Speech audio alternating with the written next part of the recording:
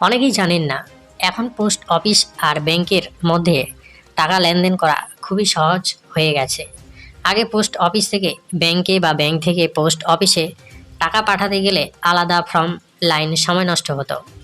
কিন্তু এখন ডিজিটাল পদ্ধতির মাধ্যমে ঘরে বসেই টাকা ট্রান্সফার করা যায়।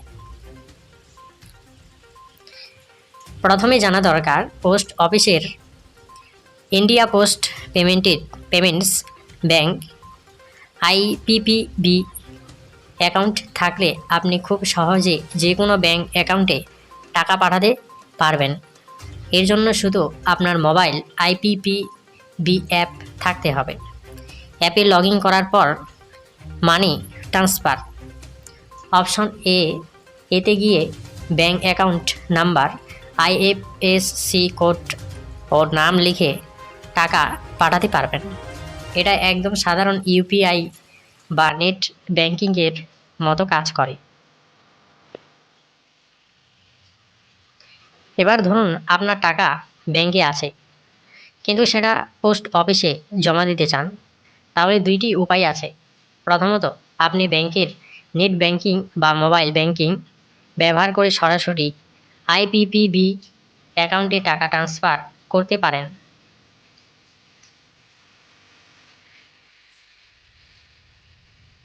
দ্বিতীয়ত, IPI, ফোনপে বা গুগল পে বা পেটিএম ব্যবহার করেও IPPB বা পোস্ট অফিস নাম সার্চ করে টাকা পাঠানো যায়।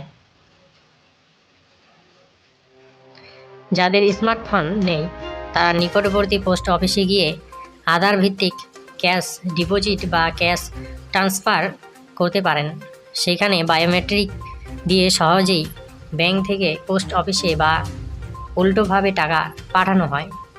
এই প্রক্রিয়াগুলি একদম নিরাপদ এবং সরকারি স্বীকৃত। তাই আজ থেকে আপনি পোস্ট অফিস ও ব্যাংক অ্যাকাউন্টের মধ্যে সহজেই টাকা লেনদেন করতে পারবেন, কোনো দালাল বা অতিরিক্ত ঝামেলা ছাড়াই।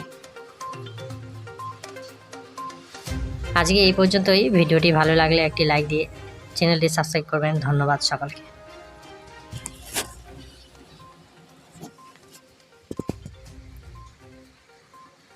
এই প্রক্রিয়াগুলি একদম নিরাপদ এবং সরকারি স্বীকৃত। তাই আজ থেকেই আপনি পোস্ট অফিস ও ব্যাংক অ্যাকাউন্টের মধ্যে সহজেই টাকা লেনদেন করতে পারবেন, কোনো দালাল বা অতিরিক্ত ঝামেলা ছাড়াই। আজ এই পর্যন্তই। ভিডিওটি ভালো লাগলে একটি লাইক দিয়ে চ্যানেলটি সাবস্ক্রাইব করবেন এরকম ভিডিও পাওয়ার জন্য। সকলকে ধন্যবাদ জানাই।